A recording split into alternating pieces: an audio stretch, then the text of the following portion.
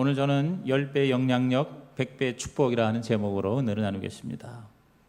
스트롱이라는 분이 이런 말을 했습니다. 전도자를 길러내지 않는다면 교회가 무엇 때문에 있는가? 그들을 훈련시키지 않는다면 교육이란 무엇을 위해 있는가? 그들을 실어나르지 않는다면 상업은 무엇을 위해 있는가? 전도에 투자하지 않는다면 돈은 무엇 때문에 있는가? 인간의 마음속에 그리스도를 모시지 않는다면 생 그 자체는 무엇을 위해 있는가? 참 진지하다 못해 비장한 느낌을 가져다 주는 말씀이죠. 우리 성시교회에서는 다가오는 10월 10일부터 12일까지는 저녁에 부흥회로, 13일 주일은 1, 2부, 2부, 3부, 4부 모든 성도가 다 한자리에 우리들의 VIP를 초청해서 예배를 드리고, 또 저녁에는 자녀를 위한 특강을 듣기로 했습니다. 그러면서 10배의 영향력, 100배의 축복, 시작. 10배의 영향력, 100배의 축복이라는 슬로건을 가지고 행복축제를 가지기로 했습니다. 제가 지지난주 금요 차례에서 왜 우리가 전도를 해야 하는가라는 제목으로 설교를 한 적이 있어요. 첫째는 구원받지 못한 사람이 너무나도 많다. 두 번째는 예수님의 가장 큰 명령이다. 세 번째는 전도할 때 우리가 크게 복을 받는다. 이렇게 말씀을 전했어요. 그런데 많은 성도가 이 차례에 참여하지 못했기 때문에 오늘 저는 다시 이 말씀을 수정해서 왜 우리가 행복축제를 해야 하는지, 그래서 이 행복축제가 10배 영향력, 100배의 축복이 어떻게 되는지에 대해서 말씀을 드리도록 하겠습니다. 왜 우리가 복음을 전해야 합니까? 오늘 여기 본문의 말씀에 의하면 우리가 전하지 않으면 들을 수 없고, 듣지 않으면 믿을 수 없고, 믿지 않으면 구원받을 수 없다. 너무나도 명백한 상식적이고 논리적인 얘기를 성경은 말씀하고 있지만, 제가 나름대로 기도하면서 7가지 이유가 있어요. 저와 여러분이 복음을 전해야 하는 7가지 이유, 이것이 오늘 여러분의 마음판에 새겨졌으면 좋겠어요. 첫째가 하나님이 원하시기 때문이에요. 한번 따라합시다. 하나님이 원하십니다. 자, 디모데전서 2장 4절 말씀 우리 한번 다 같이 큰 소리로 읽어봅니다. 시작. 하나님은 모든 사람이 구원을 받으며 진리를 아는 데 이르기를 원하신다 그랬어요. 하나님은 모든 사람이 구원받길 원해요. 한 사람도 구원받지 못하고 지옥 가는 것 절대 원하지 않으세요. 그래서 당신의 가장 아끼는 독생자 예수님을 이 땅에 보내셔서 십자가에 내어주신 것이죠. 여러분, 하나님의 그 예정을 우리는 오해하면 안 됩니다. 하나님 편에서는 구원받기로 작정된 사람들이 있지만, 그러나 우리 편에서는 누가 구원을 받게 될지 안 받게 될지 몰라요. 그렇기 때문에 누구에게, 모든 사람에게 다 복음을 전해야 한다는 것이죠. 성경에 보면은 모든 사람이 혹은 누구든지라는 말로 가득 차 있어요. 여러분, 우리가 주님이 오신 이유도 그렇지만 주님이 다시 오시는 이 재림에 대해서 그런 얘기를 합니다. 도대체 그 말세가 언제가 말세냐? 2000년 전에도 말세, 지금도 말세. 주님이 곧 오실 것 같은데도 아직 안 오신 이유가 뭘까? 저는 제가 여의대 신앙생활할 때 80년대 굉장히 이 종말론이 강했어요. 그래서 우리 목사님이 요한계시록 강해, 다니엘서 강해 이거 하실 때 막 오늘 밤에 주님 오실 것 같은 그런 절박한 그런 느낌을 받은 적이 있었어요. 여러분도 아마 그런 느낌 받은 적 있으실 거예요. 그렇죠? 그런데 지금 30년 지나고 수십 년 지났는데도 여전히 주님이 다시 오시는 모습은 볼 수가 없어요. 그럼 왜 그럴까? 어떤 사람은 조롱해서 말하기를 안 오신다. 2000년 전에도 떠들었는데 지금도 마찬가지다. 네, 여러분 왜 이렇게 늦어지는지 압니까? 단 이유가 한 가지가 있어요. 베드로후서 3장 9절에 이렇게 말씀하십니다. 우리 베드로후서 3장 9절. 주의 약속은 어떤 이들이 더디다고 생각하는 것 같이 더딘 것이 아니라 오직 주께서는 너희를 대하여 오래 참으사 아무도 멸망하지 아니하고 다 회개하게 이르기를 원하시니라 그랬어요. 아직도 수많은 사람이 주님 앞에 오지 않아 지옥에 가고 있다 이 말이에요. 어떤 집사님이 희한한 전도지를 열심히 돌리고 있어요. 그 전도지는 다른 거 없어요. 맨 앞장에 크게 이렇게 써 있어요. 지옥에 가기 위해서 내가 무엇을 해야 하는가? 지옥에 가기 위해서 내가 무엇을 해야 하는가? 그런 제목이 적혀 있었어요. 그 집사님을 만나는 사람마다 이 전도지를 주면서 뒷면을 보세요. 뒷면을 보세요. 근데 그 뒷면을 보니까 거기는 아무것도 안 써 있어요. 단지 이렇게 써 있어요. 아무것도 없다. Nothing. 아무것도 없다. 내가 지옥에 가기 위해서 해야 할 일이 뭔가? 아무것도 없다. 지옥에 가기 위해서는 아무것도 할 일이 없고 그냥 가만히 있으면 저절로 간다는 것이죠. 오늘 얼마나 많은 사람들이 무관심과 무지 때문에 지옥을 향해서 걷고 있는지 몰라요.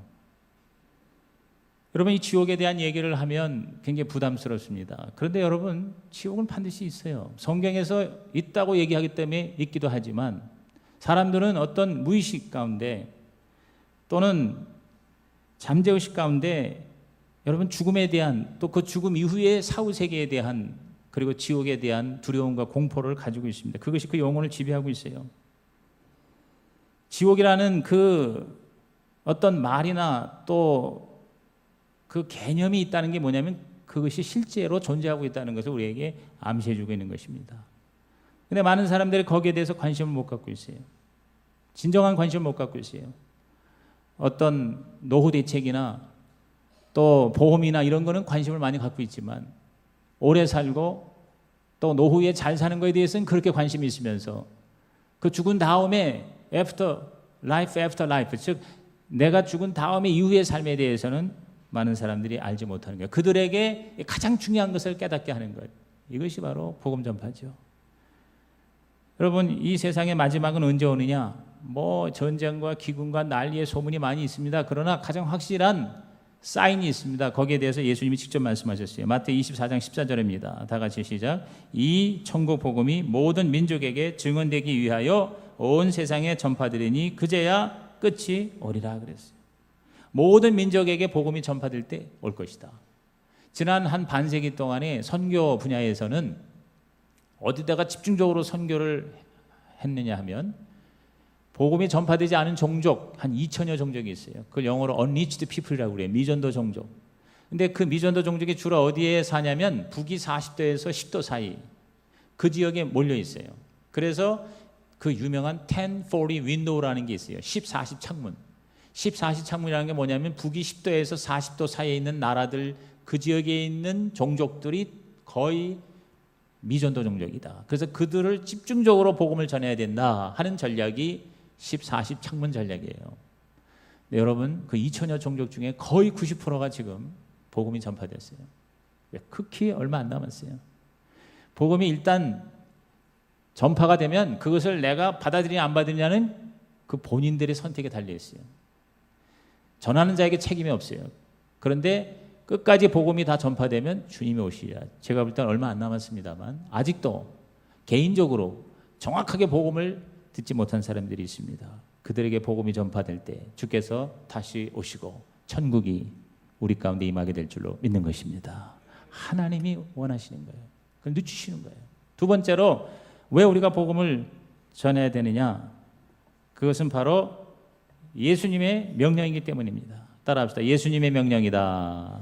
자, 예수님께서 천국에 승천하시기 전에 마지막 말씀을 유언처럼 하셨어요. 그걸 우리는 지상명령이라고 그래요. 위대한 명령이라고 그래요. 자, 마태복음 28장 19절 20절은 우리가 너무나도 잘 아는 말씀이죠. 다 같이 시작. 그러므로 너희는 가서 모든 민족을 제자로 삼아 아버지와 아들과 성령의 이름으로 세례를 베풀고 내가 너희에게 분부한 모든 것을 가르쳐 지키게 하라. 볼지어다 내가 세상 끝날까지 너희와 항상 함께 있으리라. 그랬어요. 모든 민족을 제자로 삼아라. 복음을 전하라. 이 명령을 우리 모두가 지금 받고 있는 거예요. 그 12제자가만 주신 게 아니라 예수 믿자마자 우리가 받은 명령이 이거예요. 근데 이것을 더 요약해서 간단하게 마가복음 16장 15절에는 이렇게 말씀하셨어요. 다 같이 시작. 또 이르시되 너희는 온 천하에 다니며 만민에게 복음을 전파하라 그랬어요. 마태, 마가, 누가, 요한, 사도행전 5군데에 예수님께서는 마지막 명령 유언을 주신 거예요. 여러분, 유언은 반드시 지켜야 되고 특별히 유언은 받은 사람이 지키는 것이죠. 저와 여러분이 받았어요. 여러분, 예수님의 가장 큰 필요는 바로 사람입니다. 영혼입니다. 그것 때문에 예수님이 십자가에서 죽으셨고 부활하셨어요. 그리고 우리에게 명령하셨어요. 요한복음 4장 35절을 한번 보십시오. 너희는 넉 달이 지나야 추수할 때가 이르겠다 하지 아니하느냐? 그러나 나는 너희에게 이르노니 너희 눈을 들어 밭을 보라 희어져 추수하게 되었다 그랬어요. 주님의 필요는 저 수많은 사람을 추수해 하나님의 자녀로 받아들이는 것이 주님의 필요예요. 오늘 주님이 저와 여러분의 필요를 채우셨습니다. 십자가에서 채우셨습니다.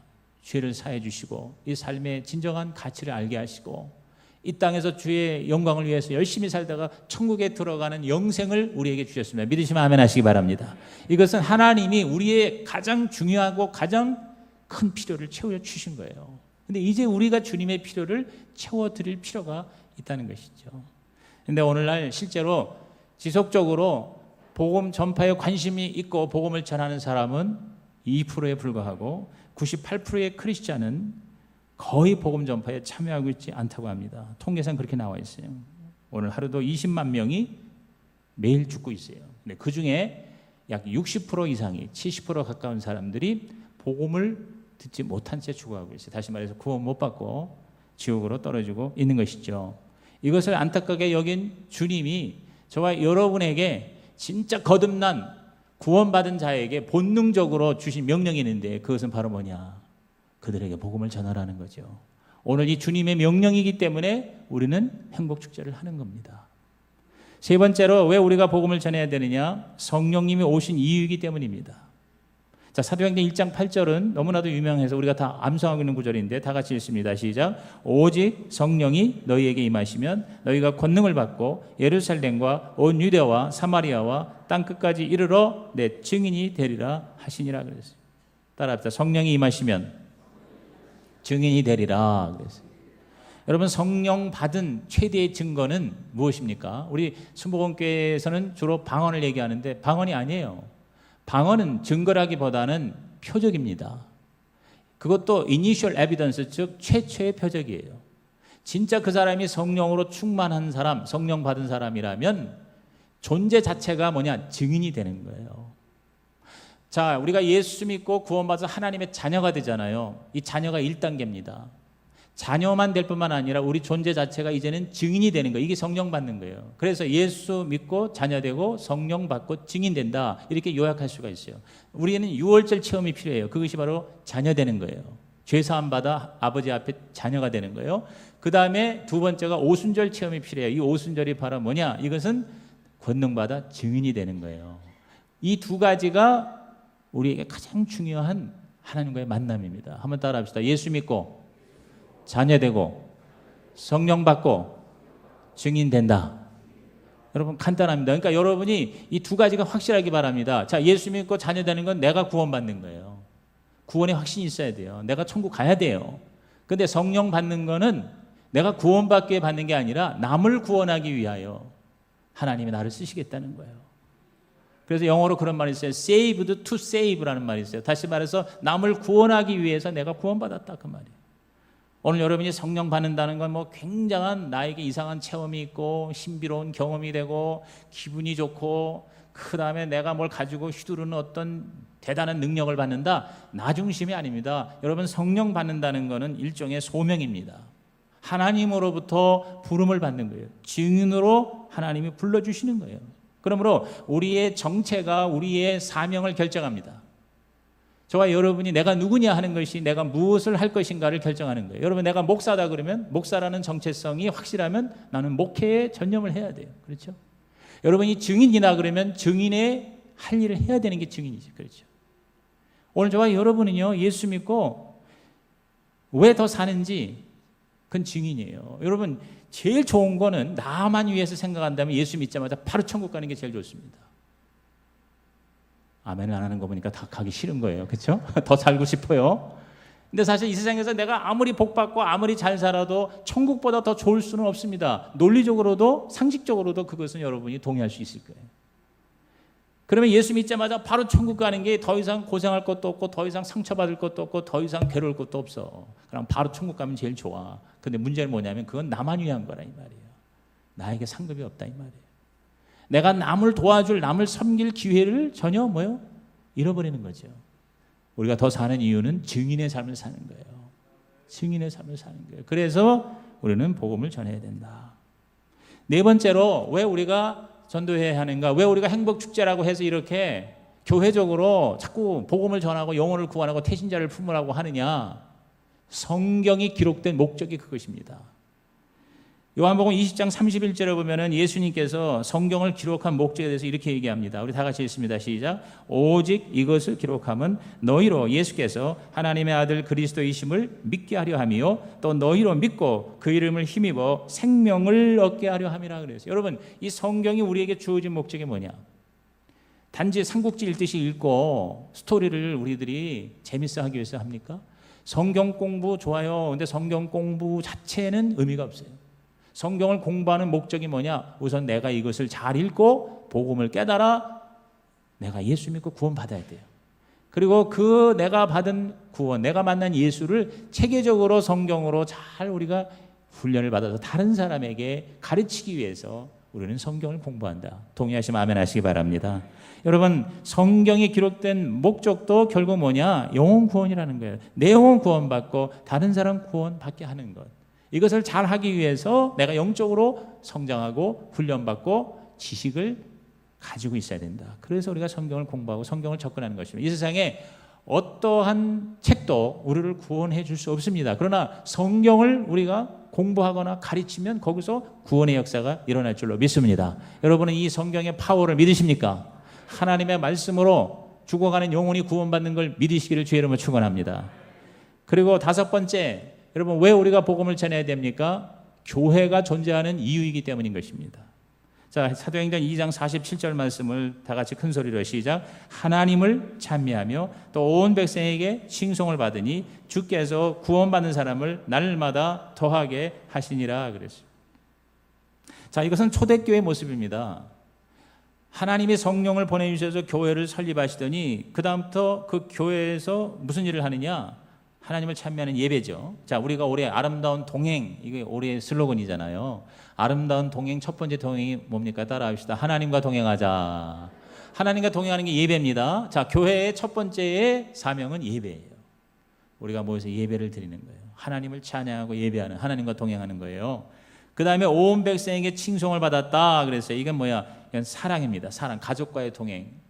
우리가 서로 교제하고 사랑하고, 그 다음에 세 번째로 주께서 구원받는 사람은 날마다 더하게 하셨다. 이거 뭡니까? 이웃과의 동행, 즉 전도예요. 그래서 결국 교회는요, 이 세 가지입니다. 예배와 사랑과 섬김이죠. 그리고 전도예요.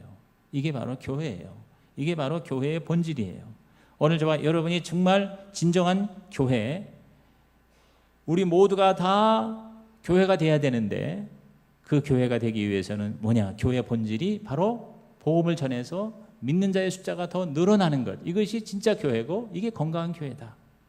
사도행전 9장 31절에 그리하여 온 유대와 갈릴리아와 사마리아 교회가 평안하여 든든히 서가고 주를 경외함과 성령의 위로로 진행하여 수가 더 많아지니라. 이 수가 무슨 국화빵이 아니지 않습니까?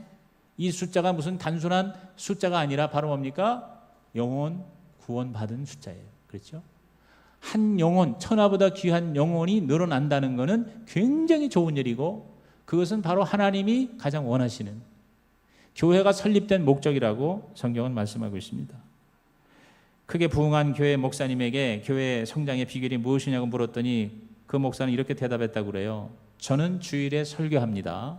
그러면 우리 성도님들은 월요일부터 나가서 그 같은 복음을 일주일 내내 설교합니다. 그것이 비결입니다. 주일날 우리 성도들이 와서 목사한테 설교를 받으면 그냥 나만 꿀떡 받아먹는 게 아니라 그걸 가지고 나가서 월요일부터 자신의 삶의 자리에서 그 받은 복음의 메시지를 내가 설교하면 1000명의 성도가 나가서 설교하면 1000개의 교회가 생긴다는 것이죠. 이게 바로 교회다. 이게 바로 초대교회다. 이렇게 성경은 우리에게 말씀하고 있습니다. 오늘 여러분 끊임없이 사도 바울이 제가 이 사도행전을 지난 2-3달 묵상하면서 깨닫는 게 뭐냐면 철저하게 교회 중심이었어요. 복음 중심, 교회 중심. 그 교회를 왜 세우느냐? 예루살렘에만 구원받는 사람 안 된다. 이방인들에도 복음이 전파된다. 그래서 유대와 사마리아와 땅 끝까지. 그러니까 가는 곳마다 교회를 세우고 그 교회를 통해서 복음이 전파되고 믿는 사람의 숫자가 더 많아지고 그렇게 해서 오늘날 전 세계 약 600에서 1000만 개의 교회가 지구상에 존재하는 거예요. 그 모든 게 다 합하여 진정한 그리스도의 몸된 교회를 이루는 것이죠. 오늘도 교회 밖에 있는 수많은 이방인들의 그리스도의 복음이 전파되어 하나님의 몸된 교회로 계속 들어오게 될 줄로 믿습니다. 이게 바로 뭐예요? 천국에 들어가는 정거장이고 대합실이고, 그리고 우리 천국의 지점이라고 볼 수가 있는 거예요. 그래서 이 교회 안에 온 사람들이 바로 하나님의 나라 백성이 되는 것이죠. 그래서 우리는 뭐예요? 복음 전파가 필요하다. 여섯 번째, 왜 우리가 복음을 전해야 되느냐? 전하는 저와 여러분이 영적으로 강해지기 때문이에요. 영적인 유익이 있기 때문이에요. 자, 로마서 1장 16절 사도 바울이 담대하게 외쳤던 말씀 우리도 담대하게 외치겠습니다. 시작. 내가 복음을 부끄러워하지 아니하노니 이 복음은 모든 믿는 자에게 구원을 주시는 하나님의 능력이 됨이라. 먼저는 유대인에게요 그리고 헬라인에게로다 그랬어요. 여러분, 바울은 복음을 부끄러워하지 않은 이유가 명백했어요. 그게 뭐냐? 복음은 바로 능력이라는 거예요. 따라합시다. 복음은 능력이다. 하나님의 능력이에요. 그러니까 내가 똑똑하고 내가 잘나서 복음을 전하는 게 아니에요. 참 희한한 건 하나님이요, 이 불완전한 저와 여러분을 통해서 완전한 하나님의 나라를 세운다는 사실, 이게 기가 막힌 신비예요. 여러분, 우리가 부족합니다. 많은 게 없습니다. 배운 것도 없습니다. 말도 제대로 못합니다. 그런데 하나님은 그 답답한 우리를 통해서 하나님의 복음을 전하게 하시는 거예요. 그래서 복음을 능력으로, 우리에게 내 힘으로 아니하고 성령의 능력으로 하게 하기 위해서 복음을 전하는 자에게는 뭐냐? 그 능력이 나타나는 거예요. 여러분, 그 능력이라는 거는요, 힘이라는 건 쓸수록 늘어나는 거더라고요. 안 쓰면은 능력이 사라져 버려요. 있는데 없어져요. 제가 2달 동안 이거 기부스 하면서 이 손이 안 쓰니까 나중에 기부스를 풀었는데 세수도 못 하겠어요. 세수도. 있는데 안 쓰니까 뭐요? 능력이 사라지는 거예요. 그래서 계속 이제 재활을 하고, 그 다음에 흔들고 철봉을 붙들고, 오늘도 일어나가지고 철봉을 집에 이렇게 철봉을 하나 달아놨거든요. 그래서 거기에 매달리려고 애를 쓰고, 그러면서 보면 점점점 이제 쓰게 되는 거예요. 이제 여러분, 능력을 쓸수록 육체적인 이 힘도 늘어나잖아요. 여러분이 운동을 할 때 이 근육이 점점 강해지잖아요. 제가 최근에 들은 얘기로는 사람이 나이가 50대 후반 60이 넘어가면서부터는 가만히 있으면요, 이 하체의 근육이 10%씩 매년 10%씩 사라진대요. 그런데 나이가 들수록, 노인이 될수록 하체가 튼튼해야 된대요. 하체가 힘이 있고 튼튼하면 위가 다 잘 된대요. 근데 이게 약하면 위로 막 올라와서 막 머리가 뇌출혈도 일어나고 성인병도 생기고 당뇨도 생기고 여러 가지, 이 피가 제대로 돌지 않고 여러 가지 문제가 생기는 게 뭐냐면 하체가 약하면 그렇대요. 그러니까 노인일수록, 나이가 들수록 이 하체를 강화하는 운동을 해야 된다 그랬어요. 제일 좋은 게 자전거죠. 뭐 자전거. 그래서 내가 자전거를 자꾸 얘기하는 거예요. 여러분, 자전거를 타니까 지금 저하고 같이 타는 분도 한 2달밖에 안 되는데 배가 들어가고 하체가 튼튼해요. 저도 지금 다시 이제 재활해서 지금 탄지 뭐 한 3주밖에 안 됐거든요. 다시 시작한 지가. 근데 여러분, 이게 갈수록 이게 달라지는 거예요. 그래서 제가 설교를 3번 하고 나서 4번째 청지기 기도회 할 적에는 너무너무 힘든데, 요새는요, 딱 이렇게 서도 이 하체가 딱 받쳐주니까, 그러니까 뭐냐면 힘이 확실히 덜 드는 거예요. 아니, 지금 뭐 한두 달도 안 되는데 이제 앞으로 이제 계속 타면 연말쯤 되면은 여러분, 제 하체가 어떻게 생기게 됐을 겁니까? 제가 보여드리기로는 합니다. 근데 1년 타고 2년 타고 이런 사람들, 그러니까 자기가 좋으니까 그 다음부터 매니아가 되는 거예요. 여러분, 그 단계가 있어요. 처음에는 굉장히 힘들어요. 여러분, 운동이 다 싫잖아요. 운동 진짜 좋아하는 사람이 왜 좋아하냐면 그걸 뛰어넘을 때 좋아하는 거예요. 처음엔 다 죽겠는 거예요. 하기 싫은 거예요. 힘든 거예요. 아프고 괴롭고. 그런데 그걸 딱 뛰어넘으면 그 다음부터 뭐냐? 이 맛을 아는 거예요. 이 맛을 아니까 그 다음부터는 이게 나한테 좋으니까, 나를 더 강화시키니까, 그러니까 뭐야? 죽으라고 하는 거예요. 운동이 그래서 사람에게 유익한 거죠. 제가 지난번에도 이 자전거, 그 강남에 그 여자들 자전거 요새 그냥 아주 붐입니다. 붐. 근데 자전거를 왜 타느냐? 식사할 때 막 행복하고 신나서 내가 한번 물어봤어요. 자전거를 되게 한 1년에서 한 2년, 3년 탄 사람들이 제일 열심히 타더라고. 그런데 그냥 다들 그 여성들이 이렇게 뭐 헬멧 쓰고 이렇게 자전거 이렇게 딱 붙는 거 입으면 다 멋있어요. 다 미스 코리아 같아. 근데 밥 먹을 때 벗으니까 아이고 주여 하고 내가 보기가 어렵더라고. 다 포장하고 무장하고 이렇게 다 했으니까 그렇지. 100개 넘으면요 엉망이요. 그런데도요 그렇게 행복하고. 그래서 뭐가 그렇게 가장 좋습니까 했더니 이구동성 하는 얘기가 아픈 데가 없습니다. 여기도 아프고 저기도 아프고 그랬는데 자전거를 타니까 아픈 데가 없어요. 우리 같이 타는 분들도 암 환자 수술하고 나는데 점점 체력이 증가해가지고 내가 못 따라간다니까요. 아픈 데가 없습니다. 그러니까 그냥 막 미친 듯이 타는 거야. 왜? 나를 점점 강화하니까. 여러분 전도도 마찬가지요.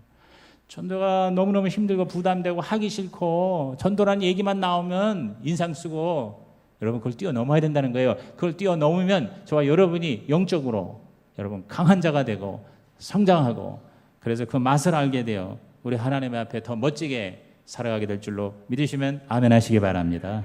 그래서 고린도전서 15장 1절에 뭐라 했어요? 사도 바울이 형제들아 내가 너희에게 전한 복음을 너희에게 알게 하노니 정확하게 알라 이거야. 복음이 얼마나 위대한 능력인지 아느냐. 이것은 너희가 받은 것이요 또 그 가운데 선 것이라 그랬어요. 여기 received and have taken your stand 그랬어요. stand라는 게 뭐예요? 딱 섰어. 흔들리지 않아. 우리가 복음을 나만 갖고 있으면 쓰지 않으면 여러분 나도 제대로 쓰지 못하게 흔들흔들해. 되게 보십시오. 여러분이 영적으로 강력한 구원의 확신이 있는 사람은 어떤 사람인지 아세요? 복음을 전하는 사람이에요. 그렇지 않은 사람은요 계속 흔들려. 뭘 그렇게 왔다 갔다 하는지 천당 갔다 지옥 갔다 어떤 때는 할렐루야 어떤 때는 놀렐루야 정신이 없어요. 그래가지고 뭐 그렇게 불행한 게 많은지 상처를 많이 받는지 툭하면 상처받았다고 그러고 툭하면 안 나온다고 그러고 여러분 왜 그래요? 약해서. 여러분 그렇지 않고 웬만해서 흔들리지 않은 사람들은 어떤 사람입니까? 시키든 안 시키든 복음을 전하는 사람이야. 열심히 내가 은혜 받은 거 다른 사람에게 전하고 나누고 그런 사람은 여러분 웬만한 일에 상처받지 않고 웬만한 일에 흔들리지 않습니다. 왜? I'm strong. 내가 강하기 때문이에요. 강하기 때문에 우리가 담대하게 살아갈 수가 있는 것입니다. 마지막 7번째. 왜 우리가 복음을 전해야 되고 왜 우리가 행복축제를 이렇게 합니까? 영원한 상급이 우리에게 주어져 있기 때문인 것입니다. 다니엘서 12장 3절은 너무나도 유명한 말씀입니다. 다 같이 시작. 지혜 있는 자는 궁창의 빛과 같이 빛날 것이요 많은 사람을 옳은 대로 돌아오게 한 자는 별과 같이 영원토록 빛나리라 그랬어요.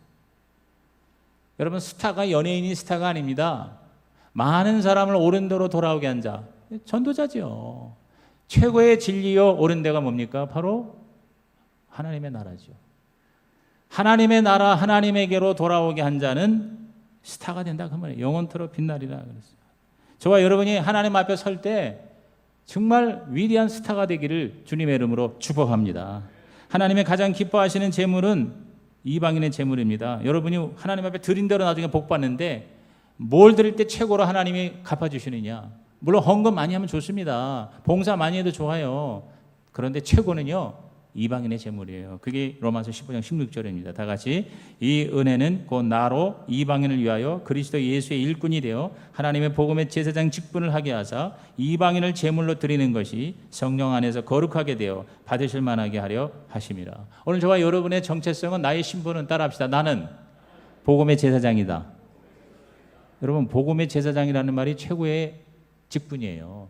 장로, 권사, 집사, 목사 여러분 이것보다 더 위대한 게 따라합시다. 복음의 제사장. 복음의 제사장. 여러분이 여러분 자녀들에게 기도할 때 너는 열심히 공부해서 성공하여 복음의 제사장이 되어라. 이렇게 여러분이 축복하세요. 최고의 여러분 직분이에요. 최고의 신분과 정체성이에요. 그 다음에 뭐냐? 이방인의 제물이에요. 이방인의 제물. 이방인을 제물로 드리는 게 그게 바로 우리의 최고의 하나님께 드리는 위대한 선물이에요.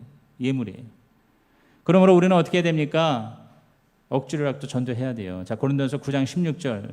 성경대로 제가 얘기하는 겁니다. 제 얘기하는 게 아닙니다. 다 같이 시작. 내가 복음을 전할지라도 자랑할 것이 없으면 내가 부득불할 일이라. 만일 복음을 전하지 아니하면 내게 화가 있을 것이라 그랬어요. 여러분 저 2차 대전 후 독일 기독교 대표적인 지도자였던 마르틴 니물러라고 하는 목사가 있었어요. 그분이 2차 대전 책임 백서라는 것을 발표해서 논쟁을 일으킨 적이 있었는데요. 그게 뭐냐면 여러분 2차 대전에 전범이 누굽니까? 아돌프 히틀러잖아요. 근데 히틀러에 대해서 다 욕하잖아요. 그런데 이 목사님은 욕하지 말라고 얘기해서 논쟁이 됐어요. 왜 그런가 했더니 자기가 꿈을 꿨대요. 7번이나 똑같은 꿈을 꿨대요. 근데 그 꿈속에서 다 모든 인류가 하나님의 심판대 앞에 섰는데 예수께서 사람마다 너는 왜 나를 믿지 않았느냐 이렇게 묻는 거예요. 안 믿는 사람에게. 그런데 아무도 저에게 예수 그리스도를 증거한 사람이 없었습니다 라고 뒤에서 대답을 하는 거예요. 이 니물러 목사님이 뒤에서 그런 목소리가 나는데 굉장히 낯익은 목소리예요. 그래서 뒤로 돌아봤대요. 근데 그렇게 대답한 사람이 누군가 했더니 바로 아돌프 히틀러였다는 거예요. 이 사건이 이 목사님의 삶을 바꿔놨습니다. 그때까지 그가 죽기를, 히틀러가 죽기를 바란 적은 수없이 많았지만 그의 영혼을 위해서 기도한 적이 한 번도 없었다고 하는 사실을 새롭게 깨닫게 된 거예요.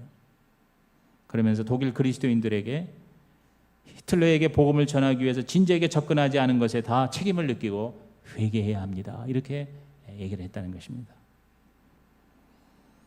마지막은 9장 17절입니다. 16절에 이어서 이렇게 얘기합니다. 내가 자의로 이것을 행하면 상을 얻으려니와 자의로 하지 아니한다 할지로 나는 사명을 맡았노라 그랬습니다. 여러분, 자발적으로 시키지 않아서 하는 것은 하나님께 큰 상급이에요. 그런데 내가 하고 싶지 않아도 억지로라도 내가 하는 건 뭐냐? 그게 바로 나의 사명이기 때문이다 그랬어요. 여러분, 교회가 이런 일을 정하고 계속 성도들을 자꾸 푸시하고 자꾸 강제로라도 이렇게 하게 하는 이유가 있습니다. 그렇게 해야 우리 하나님 앞에 우리는 무책임한 자가 되지 않고 오히려 상급을 받을 수 있다. 오늘 저와 여러분이 진짜 내가 거듭난 자라면, 하나님의 은혜와 구원을 받은 자라면 이번 일에 심사숙고하여 모두 다 한마음 한뜻이 되어서 우리 하나님의 복음의 제사장이 되기를 주님의 이름으로 축복합니다.